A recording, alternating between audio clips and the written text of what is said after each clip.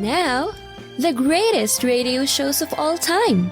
Suspense. The Shadow Node. Washington calling David Harding, counter-spy. Classic radio theater. The Great Gildersleeve. Fibber McGee and Molly. Dragnet.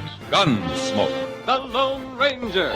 Now, step back into a time machine with your host, Wyatt Cox. Good evening, friends of the Inner Sanctum. Edward Arnold, starring in the historical dramatic series Mr. President, all based upon the life of a real president, but we just don't know which one until the end of the show, unless you can add up the clues. This episode originally broadcast April 9th, 1950. I do the very best I know how, the very best I can. And if the end brings me out wrong, 10 angels swearing I was right would make no difference.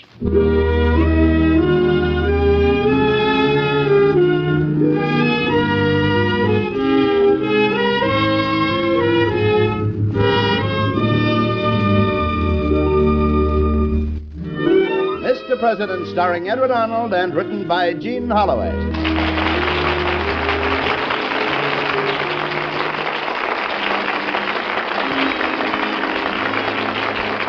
Mr. President at home in the White House, the elected leader of our people, our fellow citizen and neighbor. These are little-known stories of the men who have lived in the White House. Dramatic, exciting events in their lives that you and I so rarely hear. True human stories of Mr. President.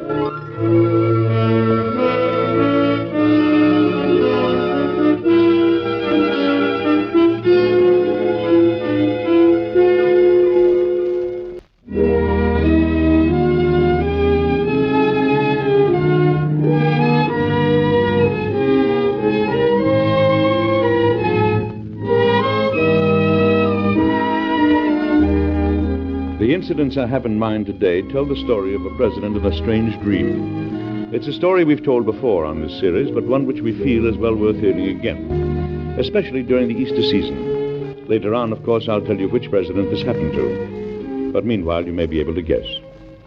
He woke early. He woke to an unaccustomed, wonderful feeling of great happiness. And for a moment, he lay there wondering why. And then suddenly, the warm, reassuring knowledge started pulsing through him again. The long war was over. He got up, put on a dressing gown, and went over to the window. He stood there looking out at the calm, sweet coming of the Washington dawn. From his window, he could see the flags and buntings of victory, and he stood there grinning at them. Suddenly, his bedroom door opened cautiously. Oh, good morning, Father. I thought you'd be up. Oh, good morning, son. You're up early. Well, I woke up. What are you going to do today? Oh, nothing very unusual. Office business, interviews, a cabinet meeting. Tonight, I think your mother and I are going out. You forgot the War Department. Oh, yes, I did. You never mentioned them once. They wouldn't like that. Well, I'll have to go to the War Department at least twice, though. It looks like it's going to be a nice day. Yes, indeed. You know, sometimes you wake up and you think, this is my day. This is the day when things are going to go well for me. From beginning to end, this is my day. Didn't you ever feel that way? Yes, sir. A couple of times. And every time I did, I ended up getting a licking. Oh, and speaking of lickings, that reminds me. You are not to stand downstairs where the people wait for their interviews and charge them 5 cents to see me. Well, it's a very reasonable rate. Well, that's not the point. Well, you said you wanted me to be enterprising. Well, you'll have to find some other way to do it. Well, Secretary Stanton scolded me about that, too. He said you weren't worth 5 cents. Oh, he did? He said when anyone could see her for nothing, why should some people have to pay 5 cents? I don't think it's right. They should have to pay. Why? Because I need the money. Oh, I see. Oh, good morning, Mother. Good morning. I thought I'd find you two in here together. Morning, dear. Good morning. Did you have a good night's sleep? Wonderful, Mary. And how about you? Well, the shouting in the streets kept me awake. Everyone's certainly excited about the prospect of peace. Well, those same voices put me to sleep. And it was the first good night's sleep I've had in months. Well, it's been a strain, but it's almost over now. Oh, son. Yes, Mother? There's a woman downstairs with a tray of apples and gingerbread and candy that she says you bought. I'll go right down. Oh, wait a minute. Oh, steady. What's this all about? I'm setting up a fruit stand down the Grand Corridor. You're doing what? A fruit stand. I'm going to show the people who are waiting in line to see Father. Now, see here, don't you laugh at him. You'll only encourage him. Yes, you're right. Son, what did I just explain to you about people waiting for interviews? You said I couldn't charge them 5 cents to see you. Well, I should think not. But I'm not charging them to see Father now. I'm charging them for apples. This time they're getting something for the money. Oh, indeed. Well, you can't do it, and that's final. Now, wait a minute, dear, wait a minute. Where did you get the money to buy this woman's stock? I saved my pocket money, and I got a few things from the White House kitchen by saying I was hungry. And one of the carpenters got me a pair of trestles and a wide board to put the things on. In the corridor of the White House. Well, I'm an American citizen. I got rights. You haven't any rights to peddle things in the White House. But I've already bought the thing. All right. Now, you go see your woman and set up your store. Gee, thanks, Father. I knew you wouldn't let Mother take away my rights. Oh, we'll be the laughing stock of Washington. My dear, he has to have a chance to learn a few things for himself, even if he is the son of a president. All children are entitled to put up some sort of a lemonade stand once in their lives. All right, Mr. President. Come here by the window, my dear. And let me put my arm around you. That's a fine sight down there. Look at those red, white, and blue decorations. The Yankee Doodle colors of freedom and liberty and justice for all. Oh, it's good to see you so happy, dear. Oh, I am happy for the first time in a long, long while. I am happy. I can see an end to the in sight now. Peace for the country and time for you and me to settle down and love one another. I'm afraid I haven't had much time to be a husband the past few years. I can't imagine a more fortunate woman in the nation than your wife, Mr. President. Oh, God, love you for saying that. Oh, darling, put me down. Suppose someone came in. Remember when I used to spin you around like this? Someone might see. And if they do? Well, isn't it important that the President and his wife have dignity? No, dear. Not half so important as that the President and his wife be human beings. Oh. I love you, and I don't care if the Senate, the House of Representatives, and the War Department know it. Oh, stop. And see that I get a big breakfast this morning. Double on everything. You know, I could eat the White House. Yes, sir. Oh, I meant to ask you. Sunday's Easter. You'll want to give some sort of message, won't you? Is Sunday Easter? Yes, it is. Oh, I lost track of time. Then this is Good Friday. Yes, Good Friday. Mm-hmm. Well, the news of peace will certainly make it a joyous Easter. Woman, what about my breakfast? I'm hungry. Immediately, Mr. President. Thank you.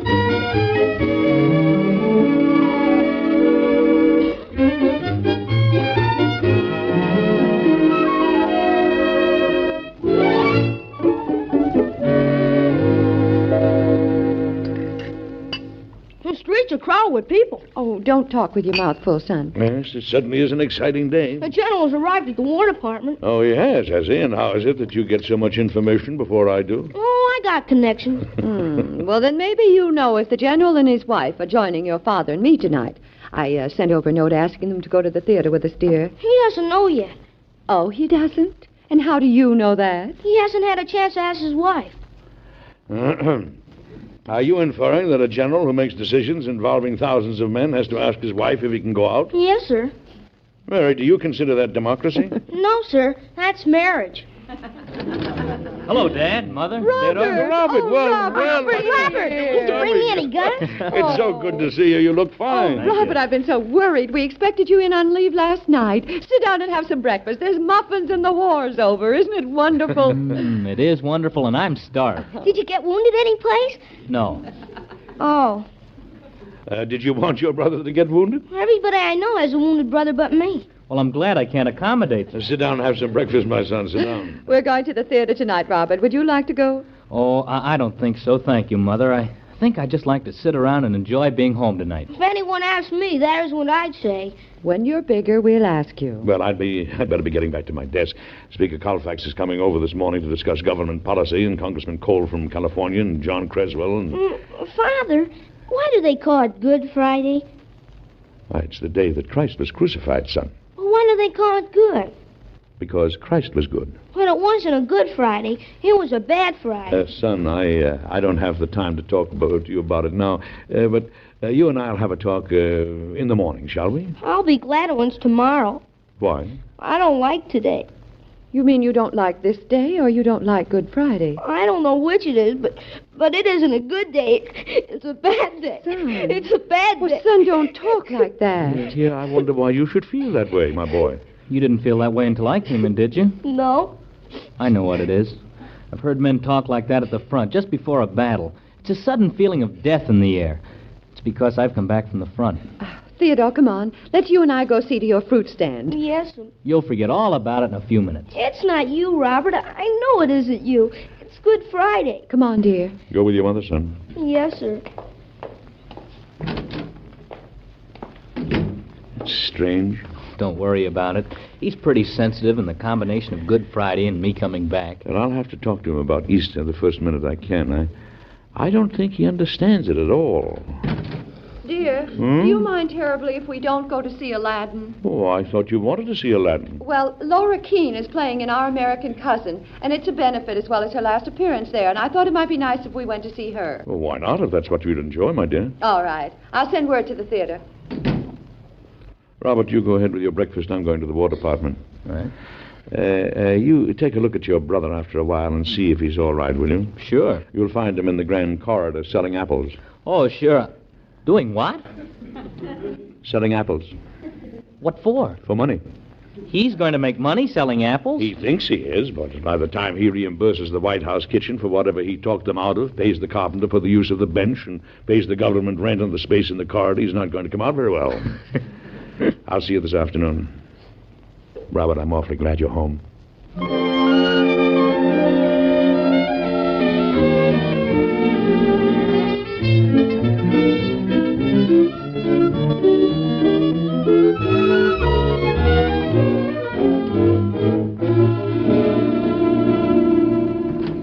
Well, good morning, Mr. President. Good morning, Mr. Secretary. General, it's good to see you. How are you, sir? Tired, but healthy as a nut. I'm glad to hear it. You're looking well. Victory becomes you. Thank you, sir. You seem in unusual spirits today, Mr. President. Yes. Sit down, gentlemen. Sit down. I woke up feeling genuinely happy for the first time in years. You know something? We're going to receive good news today, Stanton. And Stanton, last night I had that dream again. Oh, did you, Mr. President? What dream was that, sir? Well, I've dreamt it before every one of the important events of the war.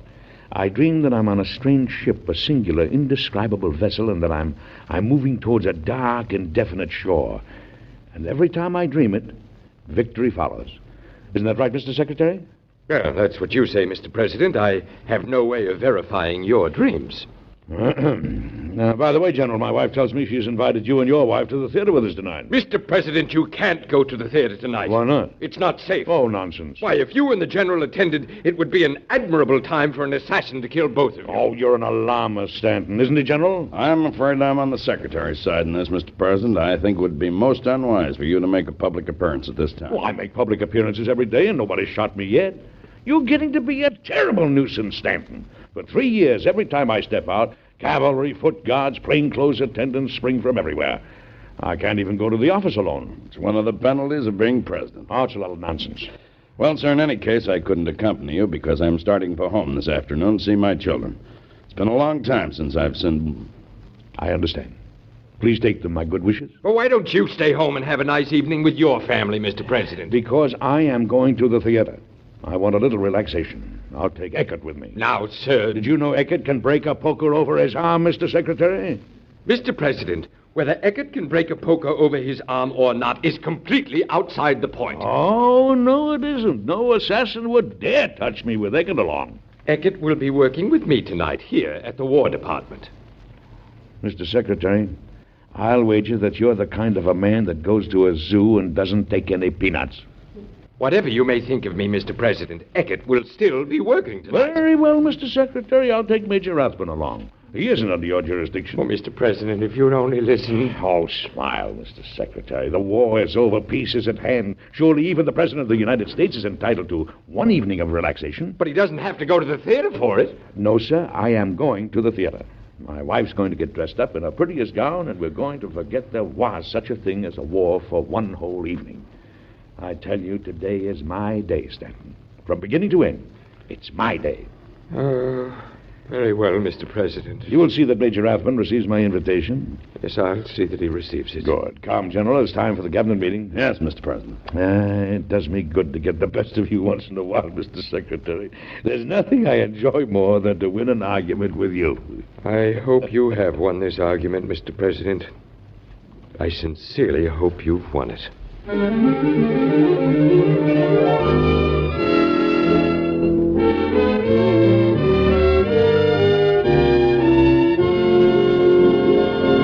In just a moment, we'll come back to Edward Arnold and Mr. President. I think I know who Mr. President is. Do you? Mr. President, April 9th, 1950 on Classic Radio Theater with Wyatt Cox. Let's see, if something costs less, but people are happier with it, that sounds like something to look into, and that's MediShare. Maybe you've heard switching to MediShare to pay for healthcare can save the typical family $500 a month, and that's huge, but it's also true that people are way more satisfied after making the switch, too. The customer satisfaction rate for MediShare is double that of the typical health insurance plan. Double.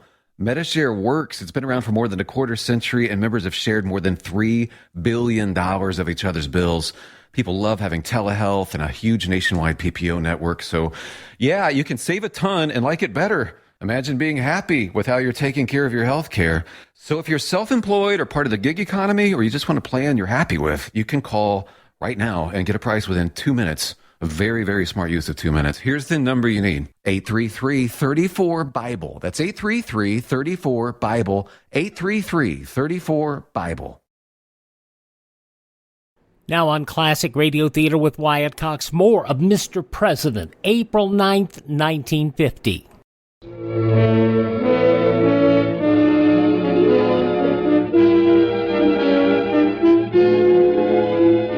You'll probably guess the name of the president in this story. Later on, of course, I'll tell you which one it was. After the cabinet meeting, the president had his lunch, and the excited voices of the people jubilantly crowding the streets of Washington lifted inside him. It was their day, and it was his. God was in his heaven, and all was right with the Union. After lunch, he started for his office. Would you like to buy an apple, sir? Hello, son. Yes, I think an apple is just what I need to polish off my lunch. Tell me, how's business? Oh, here you are. 5 cents, please. No, I have it right here. Business is slow this afternoon. Most everyone is going to church. Yes, of course. Oh, that reminds me. I must think about some sort of an Easter message. Father, why was Christ crucified? Well, because there were people who hated him, son. People who didn't understand what he was trying to do. Bad people? Do you know what Christ said about them as he was dying? He said, Father, forgive them, for they know not what they do. And this was the day it happened? Yes. This was the day it happened. Well, could he have saved himself? Yes. Well, why didn't he? Because he wanted to show you and me and all the people before us and after us that death was not an end, that we should not be afraid. Well, I'm afraid today, Father. Of what, my boy? I don't know. Could I sleep with you tonight? Of course, of course. Do you have to go to the theater? Now, don't you start on me. Well, I'm lonesome for you. How could you be lonesome for me when I'm right here? Well, I know, but I'm still lonesome for you. Son, I don't quite understand what's wrong with you today. I don't know what to say to you. Oh, here you are. This is the hardest house to find anyone in. Dear, I wondered if you wanted to take anyone else on our drive this afternoon. You have so many old friends in town. Oh, no. Let's you and I go by ourselves this afternoon. Mary, what do you think about the theater party? Do you still want to go? Well, dear, it's been announced that you'll be there now, and I think they've planned some special ceremony. Oh, then of course we'll go. I wouldn't want to disappoint the people. I thought you wanted to go. Well, I did, but Robert's come home and the little fellow is upset. It's been announced and we'll go. I'd better get to my office. The carriage will be ready late this afternoon. Good, I'll enjoy a ride. This time of year, it's nice to get out into the country. Oh, there. Why are you stopping, dear? Oh, it's so beautiful out here today. You know, Mary, it's good to be alive and to have you and the boys and a land like this to live in. Mary, as soon as these 4 years are over, let's find ourselves a farm on the banks of the Sangamon. And I'll take up my law practice again. Would you like that? I'd love it. And you and I will go to the country dances and show our children a thing or two, and I'll kiss you in the moonlight on the way home, just as though we were courting all over again, huh? Oh, my dear, I love you so. Maybe the last few years I haven't said it as often as I felt it, but I respect you and honor you and love you with my whole heart. And to have you to myself again. Oh, my dear, if it only happens. It's going to happen, my dear. We're going to settle down and live happily ever after. You and I and the children. You know, I've only seen you this joyous once before in my whole life. The night before we were married? No. The night before our son William died. Mary? It's almost frightening to see you like this. As though someone thought, let him be very happy today. Let him laugh. So that he'll be able to take the tears that will come tomorrow. Mary? I'm sorry, I didn't mean to say that. I've been thinking it all day. You and the boy? It's foolish of me. Come on, dear. We better start back. You still have some more interviews and another trip to the War Department to make before we can go to the theater. All right, Mary. All right. Come on, boy. Hey.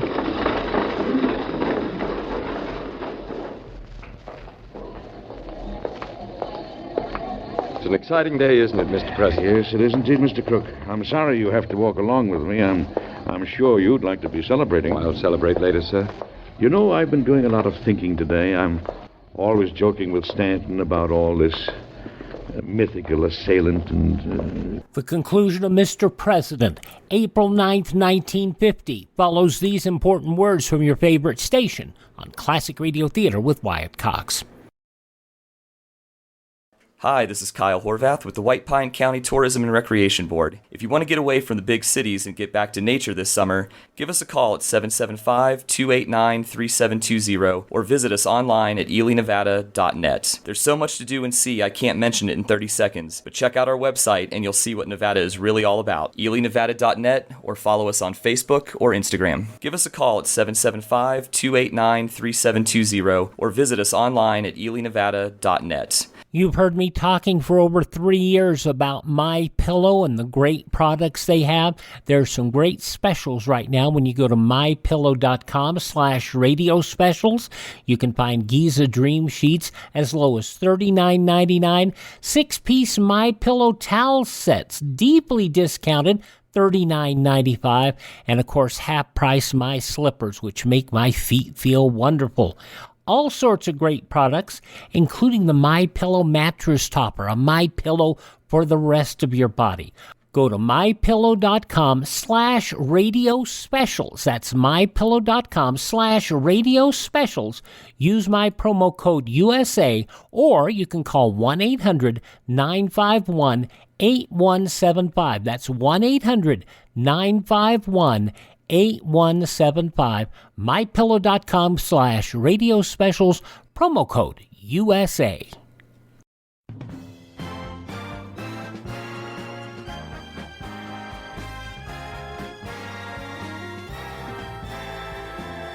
Now on Classic Radio Theater with Wyatt Cox, the conclusion of Mr. President. And I think you know who the president is. April 9th, 1950. But I believe there are men who want to take my life. And I have no doubt they'll do it. This isn't like you, Mr. President. And it would be easy to do this very minute. Someone could shoot from a window or from around the corner. If anything happened to you, sir, it'd be the end of the country. No. Don't you think it for 1 minute. This country isn't dependent on any one man. It isn't the leader that makes the country. It's the country that makes the leader. It isn't the man that makes the office of president. It's the office of president that makes the man. I am what the majority of the American people who elected me want me to be. When someone else takes my place, he'll be what the majority want him to be, or he won't be president very long. But still, sir, a man must have the makings of a president in him. Well, if a man is a good American, then he has the makings of a president. Oh, no, my friend, the loss of a single man can never hurt this nation. It will always put another man in office and go on. The nation may grieve, it may have a sense of loss, but it will go on. Well, sir, we'll hope that it won't have to go on without you. You know, Crook, I love this land of mine. I love her voices, the voices of the storms and the winds, the voice of the hammer and the saw, the voice of the railroad splitting the prairie with the challenge of civilization, the voice of the people arguing and growing by their arguments, learning more and more every day what freedom means, and liberty. I hope I shall be listening to them for a long time yet. Don't misunderstand me. I have perfect confidence in every one of you men around me. I know no one could kill me and escape alive. But if it is to be done, it is impossible to prevent it. What is to be, will be. Isn't that right, Crook? I don't know, sir. I know. What is to be, will be.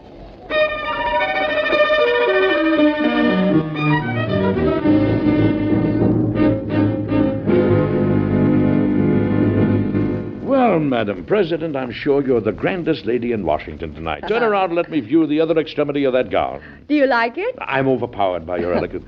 Come on, Mr. President. We don't want to miss the curtain. All right, I'm ready. Where are your gloves? What glove? Oh, they're in my pocket. Well? Mary, do I have to put them on? They're so uncomfortable. You're the president, dear. Oh, well, I never would have run for office. I'd known I'd have to wear gloves. Well, you can put them on just before we get to the theater. Carriage is waiting. Oh, it's a fine evening. Yes, be careful of your dress, my dear. Good evening, Major Rathbun. Here, my dear, let me help you in. Thank you. Oh, how do you do, Major Rathbun? It's so nice to have you with us. Father! Excuse me, my dear. Tell me, what is the matter, son? What is I it? found out what Good Friday's about. I found out what Easter's about. Oh, now. Here. Tell me, what is it about, son? It's about death. They buried him, and they sealed him in the tomb. It's about death. No, son. It isn't about death. You've missed the whole point. It isn't about death. It's about resurrection. Do you have to go to the theater? Yes, of course I do. You know that. But I'll see you when I get home. Maybe I'll wake you up and you and I will have a glass of milk together, huh? Would you like that? Good Friday will be over then. Yes, Father. So run along up to bed. Good night, son. Goodbye, Father. Goodbye, Father. Goodbye.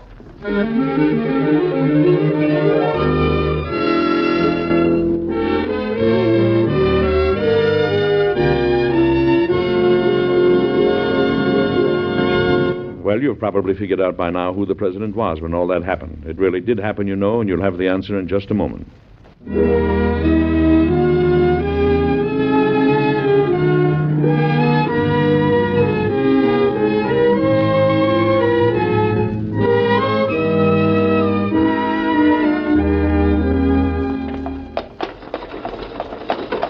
Well, I hope you enjoy the play, Major Rathbun and Miss Harris. I'm sure we will. We had originally planned to go to Grover's Theater, but Mary thought as long as it was Miss Keene's closing performance, we should go to Ford's. Well, it's supposed to be a very worthwhile evening. Here we are. Oh, look at all the people. Put on your gloves, dear. Yes, Mary, yes. Come, ladies, let me help you out. I'm sure this will be a memorable evening for all of us. Right this way, sir. Your box is ready for you, Mr. Lincoln.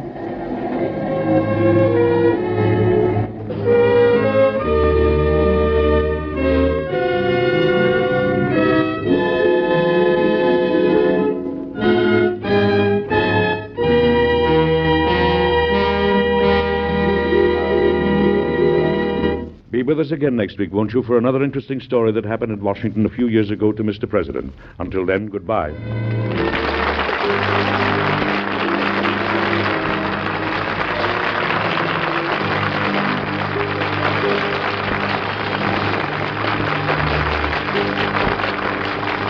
This program is produced and directed by Dick Woolen. Edward Arnold can currently be seen in the MGM picture The Yellow Cabman. Mr. President was created by Robert G. Jennings. Today's story was based on incidents in the life of President Abraham Lincoln.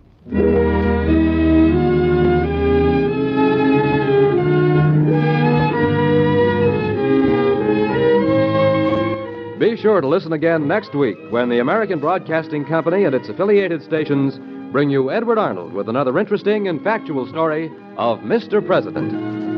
This is ABC, the American Broadcasting Company. April 9th, 1950, Mr. President on Classic Radio Theater with Wyatt Cox. Are you in bad pain? You know what I mean. Your knees hurt. Your shoulder hurts. Your elbow and back are constantly killing you. And I'm sure you've tried every pain pill or cream available at the drugstore. Am I right? Well, here's something you haven't tried. Pain Magic.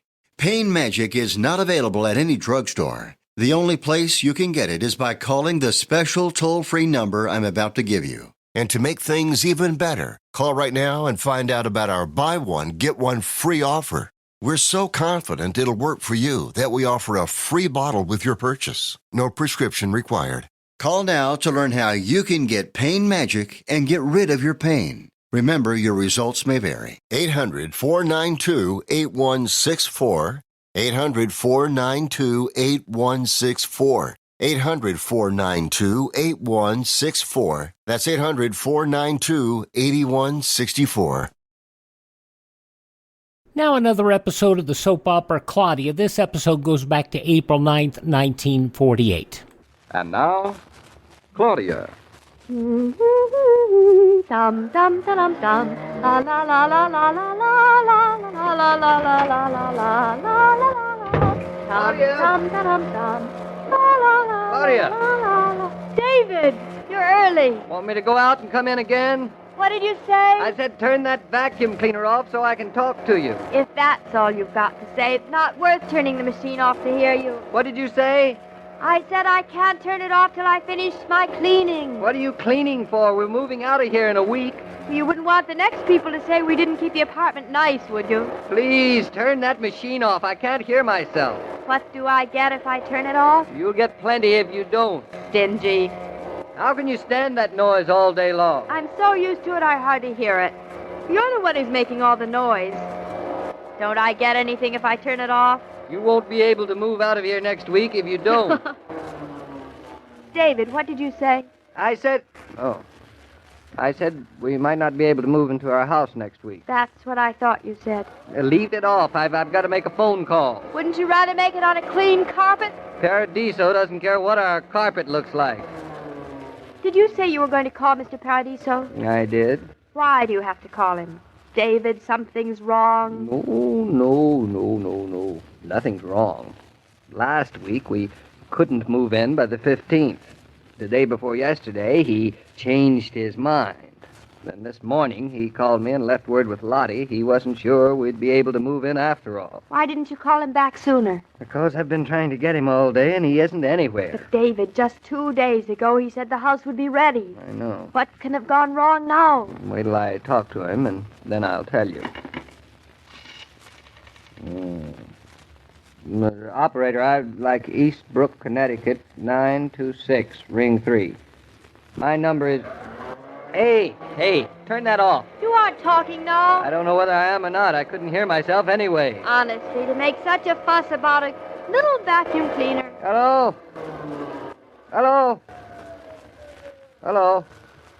Oh, it's only ringing.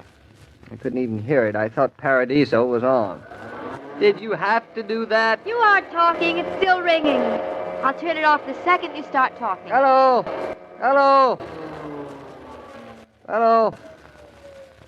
Still ringing. I guess he isn't there yet. Of course he isn't there yet. He must be over at our house. There isn't any telephone at our house. David, what are we going to do for a telephone? They promised to install it by the 17th. I wish I could get a hold of Paradiso. No phone till the 17th? What are we going to do until then? Assuming we can move in on the 15th, which is Thursday, that only leaves us without a phone for exactly 1 day. And for that day, I guess we'll just have to get along with the U.S. mail and maybe a carrier pigeon or two. Do they deliver the mail up in Eastbrook? Of course they do. Haven't you ever heard of the RFD? RFD? Mm-hmm. You mean President Roosevelt started the mail? What does President Roosevelt have to do with it? RFD. Isn't that what everyone used to call it? Oh.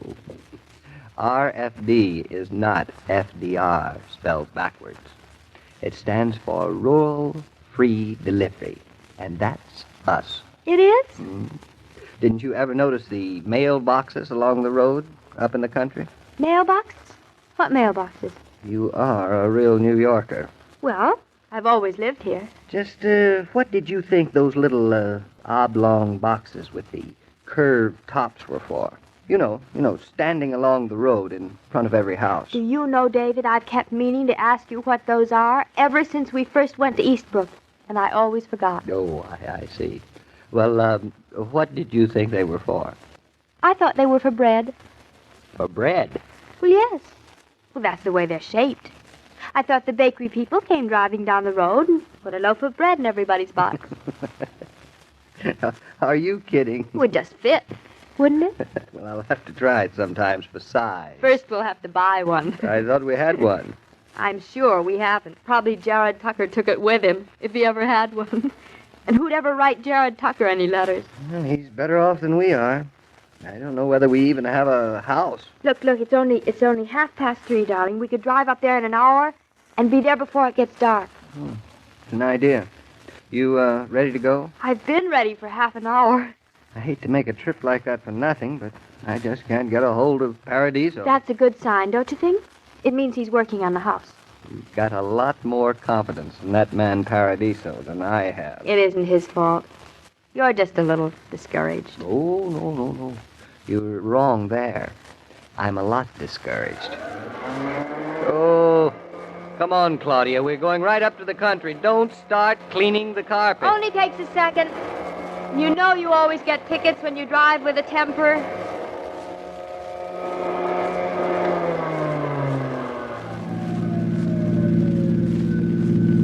You realize it just took us 58 minutes, and here we are on River Road. Look, that's the third one I've seen. The third what you've seen? The third mailbox with a little wooden bird nailed to it. Oh. What have you been doing all the time I've been driving, counting mailboxes? Of course, now that I know what they really are. It's too bad we can't live in one until our house is finished. I know our house is going to be finished in time. At least, finished enough so we can move into it. Mm-hmm. And what little birdie on what little mailbox told you that on the way up here? No, little birdie. No? Just my instincts. Oh. You know, I've just been thinking about Mr. Paradiso. And I know he won't disappoint us. You do? He isn't the type. Is that all you have to say? That's all. Look, there's a yellow one. A yellow mailbox? I didn't know you were allowed to paint them yellow. In New York, you aren't allowed to. All the mailboxes are green. Such a stodgy color. In New York, the mailboxes don't belong to you. They belong to the post office. That's what I like about the country. In the country, everything that's yours belongs to you. Look, David, your mailbox is the first thing people know you buy. Look at that mailbox, David. Hey, slow down just for a minute. It's pretty fancy, isn't it? That cutout with their name on it in the top of the box. Looks like a slice of wedding cake. Don't you know what the people inside are like just from looking at their box? Pretty fancy people, I suppose. I bet you 20 cents everything inside the house is prettied up and just as silly looking as the mailbox. Ruffles on the curtain. And acres of chintz. Not like us at all. Well, we can't dawdle here. Come on. Somebody's in a hurry back of us. There's a red mailbox. Yeah, looks kind of arty to me. Probably a painter lives there. Not like us either. No. Have you decided what you want for a mailbox? Oh. Something that's going to reveal our true personality? Well, I don't want any wooden squirrels standing on it. And it isn't going to be red or yellow, I can promise you that. Of course not. It's going to be soft, pale blue. Oh? To match the shutters, I suppose. To match our sun, silly. Blues for boys. You're sure it isn't pink you want? I'm sure. Yeah. Just about as sure about that as you are that we're going to have a son in the first place. Just as sure. Oh, yes, and our name on it. Well, nothing elaborate. None of those scrolls. No. Just our name. In black. And a new post to put it on. A white post. Right by the driveway. That makes it official. When the mailbox is up, it's our house, and everybody who passes by can see for himself. Then I'll really feel it's our home. I'll really feel it's our home when we move in. Well, take a look right out there. Look at all the cars in the driveway. Oh, David, Mr. Paradiso must let us move in on the 15th. Mm-hmm. Looks like he has a lot of people working. But you know, Claudia, I really don't think he's going to make it. And I'm beginning to think he doesn't care much whether he does or not. David, what's that by the driveway? What? Oh, that? But that's a mailbox. David, are you sure it wasn't there last time? Positive. It's a brand new mailbox. David, on a new post. I guess Paradiso... Oh, look there. He's got a name on it already in fine black letters. Oh. Claudia, are you sure you didn't see it before? Never, darling. And that makes me sure that he'll be ready to... Hello? There he is. Hello, Paradiso. Hello, Mr. Paradiso. Well, what brings you here, Mr. and Mrs. Norton? You're about a week early. Oh, we just wanted to see what was going on. I got a message this morning that you won't have the place finished for us by the 15th. Nah, not a chance. I don't think we'll be finished until the 1st of May. But the mailbox, you put up the mailbox. Well, that means... Oh, you noticed that, did you? You like it, Mrs. Norton? It's the finest mailbox on River Road. Yeah, but a lot of good that does us. It isn't big enough to move in and live in. Well, you won't have to live in the mailbox, Mr. Norton. What's wrong with living in the house? But you said the house won't be finished. That's right. The whole house won't be finished, but I thought I'd better put my men to work on the parts you're going to need right away. You know, the heating and the plumbing.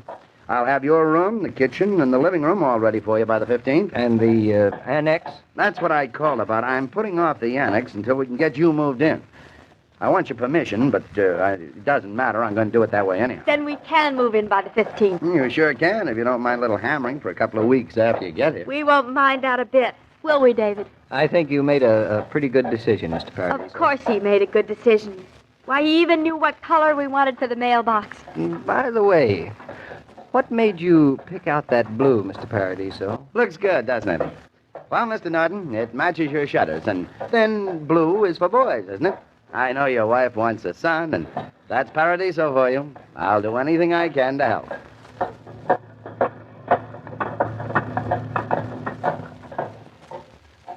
Wherever there are teenagers, there's pretty sure to be Coca-Cola, because young people count on Coke as the makings of a party. They like to have it available after classes, after exercise, or when they bring a few friends in. And at a nickel a bottle, it's easy to satisfy that wish, isn't it? Ask your grocer or gas station attendant to put a case of Coca-Cola in your car today. Then you'll have enough on hand for your own pleasure and the children's, too. I guess that mailbox of mine took the Nortons by surprise, Mr. King. Two very pleasant surprises. That and being able to move into the house on the 15th. Well, I like the Nortons. They wanted to move in the 15th, and I decided they would, one way or another. Well, now all they have to do is get the moving men to move them. Yeah, that shouldn't be very complicated. Shouldn't be, but moving men can be just as surprising as you, Mr. Paradiso. As I have a suspicion we'll find out on Monday. I'll be around, Mr. King. So long. Goodbye, Mr. Paradiso. Every day, Monday through Friday, Claudia comes to you transcribed with the best wishes of your friendly neighbor who bottles Coca-Cola. So listen again Monday at the same time. And now this is Joe King saying au revoir. And remember, whoever you are, whatever you do, wherever you may be, when you think of refreshment, think of Coca-Cola. For Coca-Cola makes any pause the pause that refreshes. And ice-cold Coca-Cola is everywhere. These programs star Catherine Bard as Claudia and Paul Crabtree as David. And the entire production is supervised and directed by William Brown Maloney. From April 9th, 1948, Claudia on Classic Radio Theater with Wyatt Cox. Please thank this radio station and support their advertisers. It is their kindness and courtesy that we are here each and every time we roll around on your favorite radio station. Now, if you miss a day on this station, you do not have to miss a single show. You can find our shows anytime on iHeartRadio, Spotify, Spreaker, TuneIn, Apple Podcasts, Google Podcasts, or Amazon. Just search for Classic Radio Theater with Wyatt Cox. That's Classic Radio Theater with Wyatt Cox. And, of course, our shows are also available at my webpage, where you can hear our shows on demand, learn more about classic radio collecting. You can contact me there, and you can find our social media links there. That webpage is classicradio.stream. That's classicradio.stream. Thanks for making us part of your day. Tell all your friends the great radio shows are right here at this spot on the dial. Classic Radio Theater with Wyatt Cox on your favorite radio station.